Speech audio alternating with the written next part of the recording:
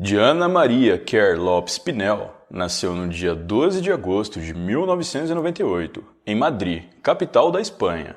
Ela era filha de Diana Cristina Lopes Pinel Pinarello e Juan Carlos Kerr e tinha uma irmã chamada Valéria. A família era muito bem estabilizada financeiramente e aparentemente muito unida. Porém, no ano de 2013, os pais de Diana se divorciaram.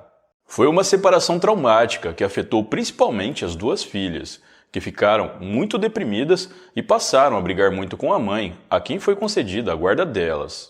Apesar disso, Juan Carlos sempre foi um pai muito presente.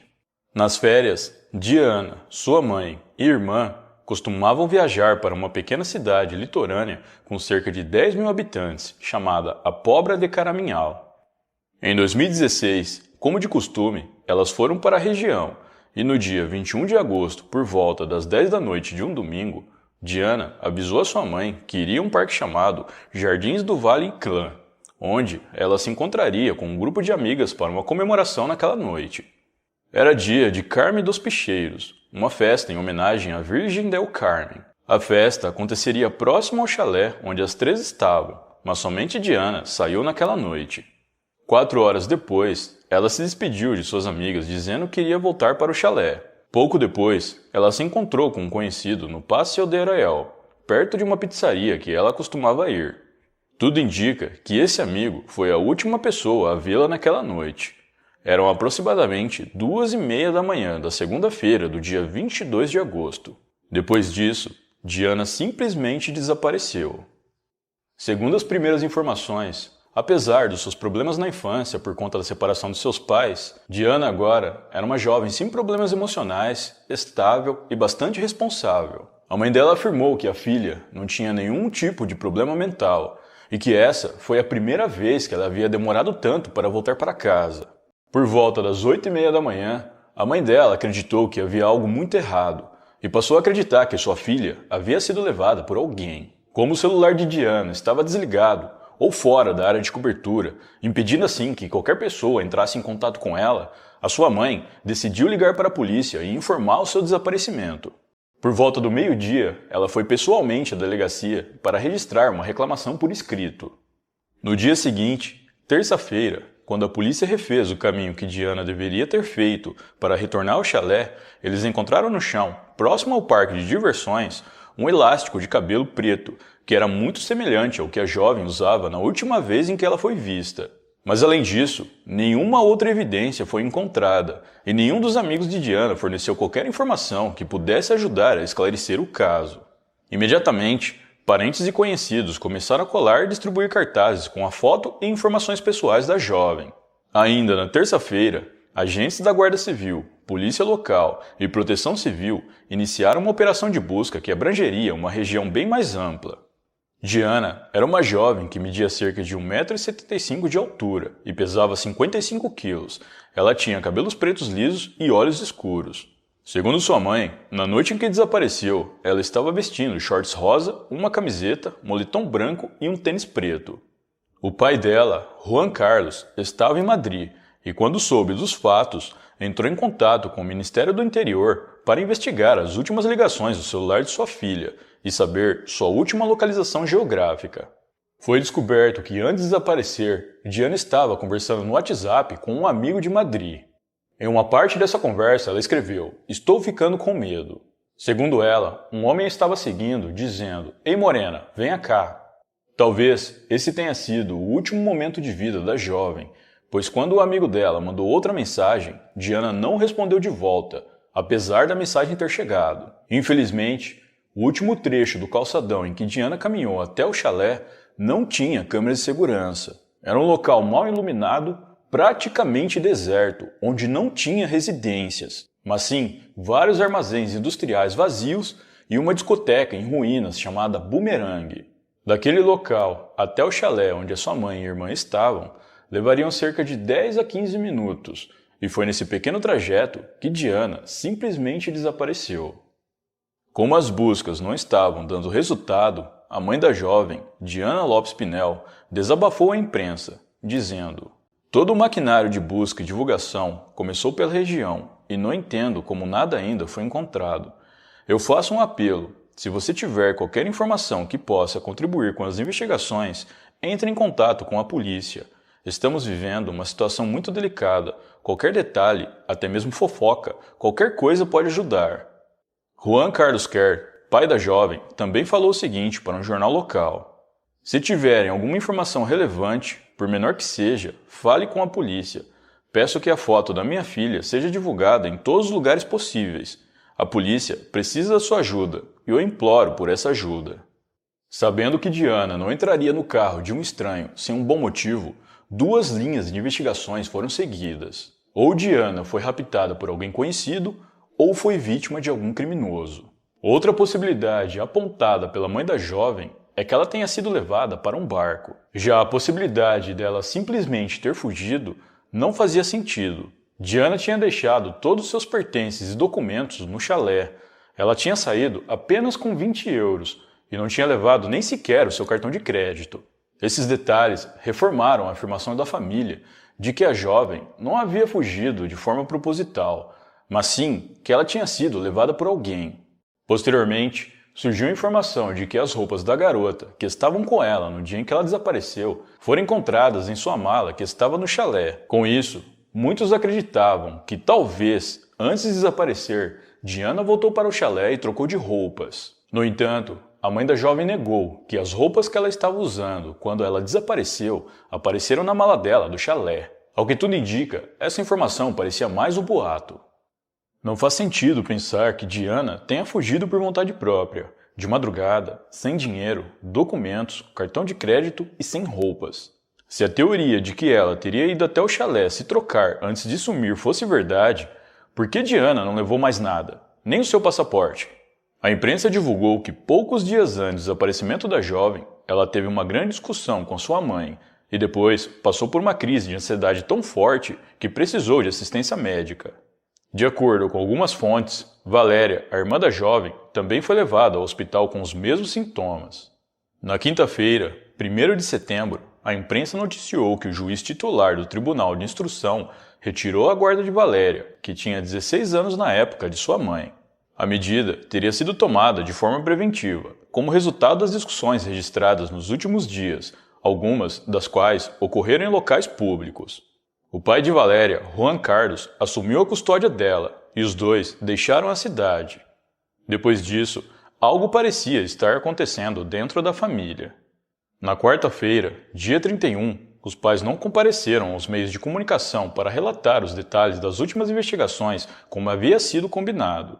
Mas, segundo os advogados da família, ambos estavam arrasados com a possibilidade de nunca mais ver a filha e que não tinham mais nenhuma novidade para relatar. Um amigo e também ex-namorado de Diana Kerr, que estava em Madrid quando ela desapareceu, disse que ela falou que tinha conhecido um rapaz marroquino com quem tinha fumado haxixe. Segundo ele, era comum as irmãs fugirem de casa, principalmente Valéria, que tinha 16 anos. Ele ainda descreveu que a situação familiar delas era difícil e frequentemente as jovens brigavam com a mãe. Assim que essas informações veio a público, algumas pessoas começaram a questionar se era mais ou menos comum as irmãs fugirem, por que sua mãe ficou tão alarmada quando viu que Diana não estava em casa às 8h30 da manhã e relatou o seu desaparecimento imediatamente. A perícia recolheu alguns itens pessoais da jovem que estavam no chalé da família, como uma escova de dente, uma escova de cabelo, computador e seu diário pessoal, bem como uma série de medicamentos controlados. Várias pessoas começaram a ser investigadas em seguida, inclusive o marroquino com quem ela teria tido um breve romance. A polícia percorreu 30 quilômetros de montanhas, rastreou trilhas na floresta, estradas e lagos, mas não tiveram nenhum resultado. De acordo com as investigações, o rastro de Diana desaparece às 3 da manhã, segundo a localização do seu celular em uma área próxima a Taragonha, a cerca de 20 quilômetros do seu chalé. No domingo, dia 11 de setembro, o jornal El Mundo publicou uma matéria que revelou que Diana Kerr não era uma jovem sem problemas como sua mãe tinha dito antes. Em abril daquele mesmo ano, ela tinha saído de casa e só voltou 3 dias depois. E apesar disso, a sua mãe não apresentou qualquer reclamação às autoridades. Quando a jovem fugia, costumava desligar o celular para preocupar a mãe de propósito. Além disso, alguns amigos relatam que ela não suportava a própria mãe e queria ir morar com seu pai.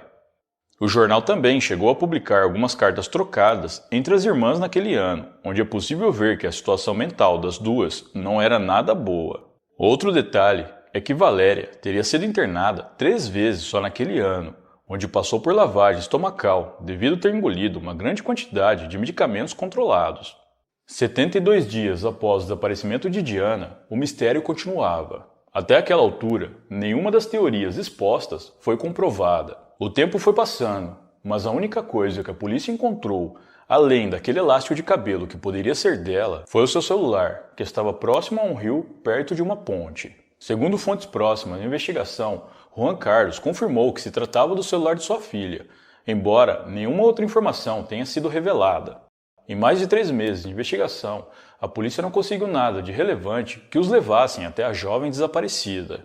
Sem progresso, o Ministério Público sugeriu que os pais de Diana sejam extensivamente investigados, principalmente com relação aos contínuos maus-tratos à filha Valéria.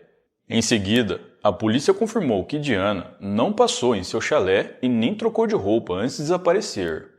Várias testemunhas disseram que viram Diana chegando ao porto em um carro, acompanhada de pelo menos 3 homens, de onde saiu e caminhou até entrar em outro veículo voluntariamente, segundo eles. Em seguida, o carro deu partida e se afastou do porto, mas nada disso foi realmente comprovado.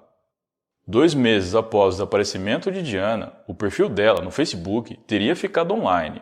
Os amigos da jovem alertaram a polícia e tiraram prints para provar. Em contato com a rede social, o Facebook disse que Diana havia ativado a opção para lembrar senha para facilitar o seu acesso sem precisar digitar a senha toda vez.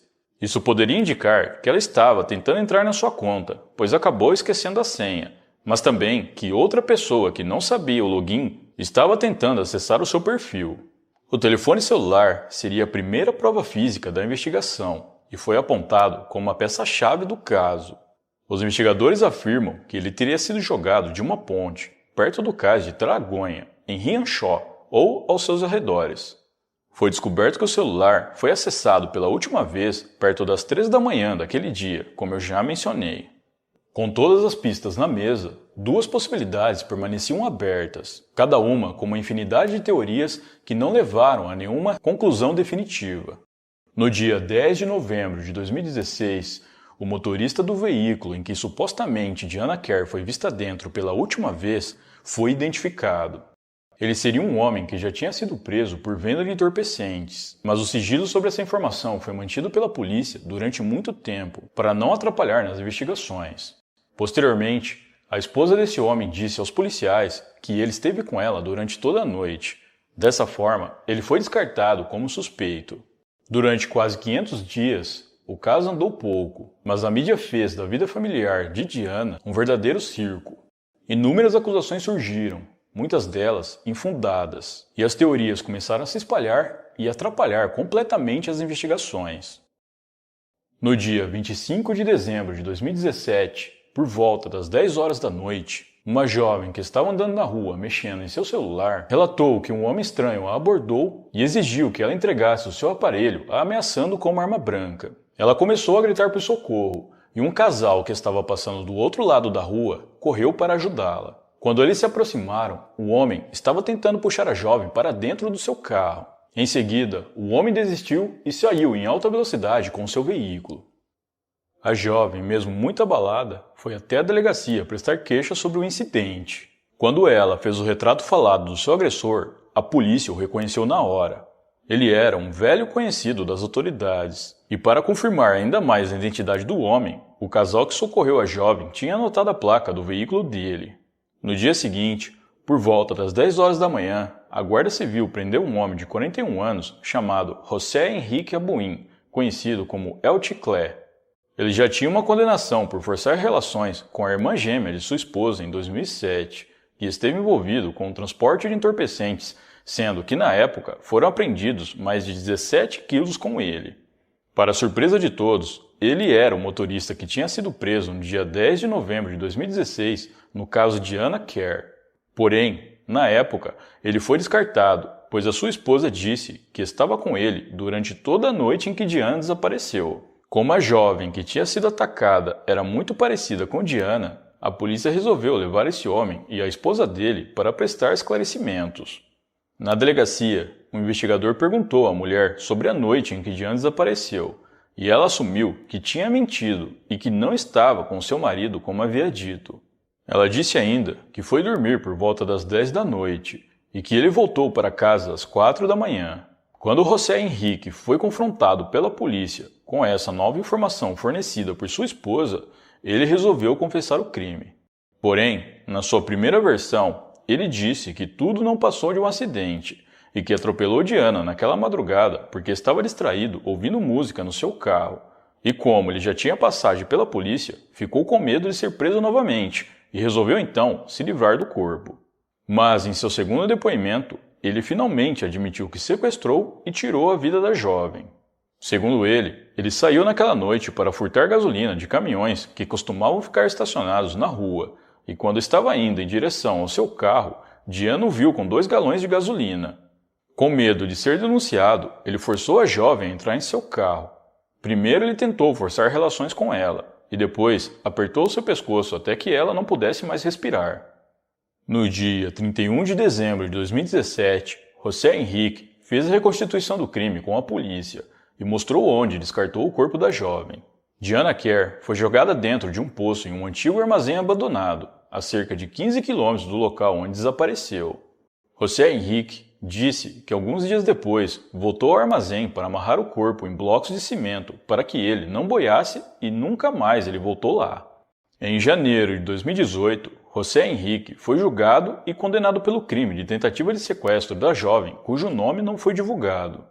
No dia 1º de abril de 2019, ele foi finalmente julgado e condenado no caso de Diana Kerr, recebendo prisão perpétua com direito à liberdade condicional após cumprir 30 anos de sua pena.